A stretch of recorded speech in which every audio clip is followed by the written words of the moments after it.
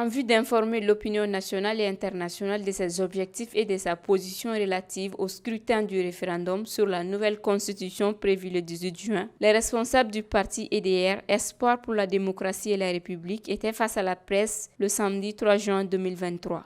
Cet important événement s'est déroulé en présence de Mme Cissé Assitan Traoré, présidente d'honneur, des cadres du parti ainsi que les militants et sympathisants sous la présidence du professeur Salikou Sanogo, président du parti. Le présent point de presse fait suite à l'Assemblée générale constitutive du parti tenue le 20 mai dernier, qui a marqué la création de ce nouvel appareil politique qui entend plus que jamais continuer d'incarner la vision politique de Feu Soumaïla Cissé, ancien président de l'URD. Il nous faut impérativement recréer l'espoir chez les Maliens. C'est pourquoi, à la faveur d'une assemblée générale constitutive tenue le 20 mai 2023 au CRES, 6 à Badalabougou, et conformément à l'article 3 de la Charte des partis politiques en République du Mali, nous, citoyennes et citoyens du Mali, de l'intérieur ainsi qu'établis à l'extérieur, convaincus que les partis politiques remplissent une mission d'intérêt général en concourant par les moyens pacifiques et démocratiques à la formation politique ainsi qu'à l'éducation civique des citoyens et des dirigeants ayant vocation à assumer des responsabilités publiques.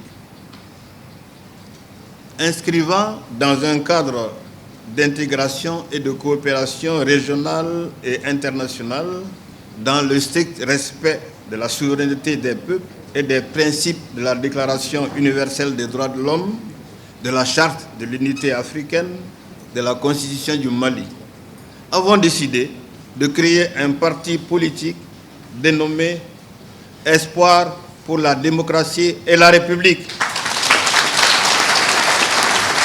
Cette sortie était aussi l'occasion pour le parti EDR d'inviter l'ensemble de ses militants à voter oui lors du scrutin référendaire sur la nouvelle constitution. Notre parti Espoir pour la démocratie et la République, dès à présent, demande, met en mission ses militants, ses sympathisants et lance un appel à tous les Maliens épris de paix et de justice, partout au Mali et à l'extérieur, à voter en faveur du oui le 18 mai 2023. Au sortir du point de presse, nous avons tendu notre micro au président de l'Alliance pour la refondation du Mali, Arema, qui était venu soutenir ses camarades du parti EDR.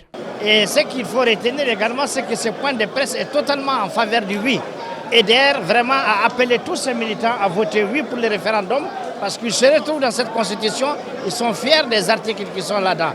Alors quoi de plus normal aujourd'hui pour l'AREMA que d'être aujourd'hui avec ces grands regroupements pour cheminer ensemble, parce que notre mission c'est aussi de rassembler le maximum de Maliens autour d'une approche doctrinale portée par le colonel Assimi Goïta, chef de l'État aujourd'hui. La doctrine c'est l'assimisme à travers les 3 principes qui sont désormais constitutionnalisés à travers l'article 34 de la Constitution.